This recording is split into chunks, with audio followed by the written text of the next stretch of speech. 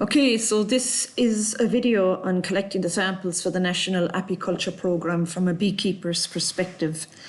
And the samples, or the boxes for the samples, arrived in the post, all flat packed. So the first thing was all those boxes had to be put together. There was 4 samples to be taken from each colony, one for bees, one for brood, one for pollen, and then they wanted honey from the colonies as well. So this is what the packet looked like when it was opened up first day. These boxes need to be put together for the various samples. That's fine. So here's a colony that I actually shook swarmed, and I decided, right, we'll forfeit the brood here anyway, and I'll send the samples off to the National Apiculture Programme. But I actually ended up doing battle here with the wire inside in the frames. So an ordinary knife like you see here isn't good enough for cutting out these samples. You'd need a snips of some sort with you as well. And the same thing happened here for the bee bread that they wanted.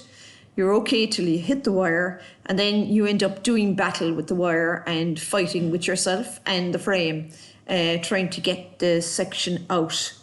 So really, a snips is required here to do this.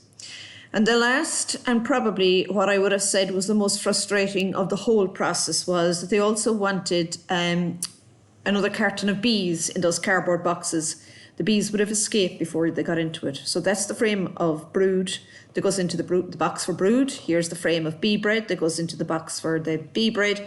And the last thing then that was there was they actually wanted honey from the frame. Now, doing it like this with a spoon, and this is what they supplied, you'll end up with more wax and more bees inside in that 50 millilitre container than you will honey. But look, we tried it. This is how it is. We don't have a flow hive to turn on a tap. There's no other way of getting it out at this time of the year.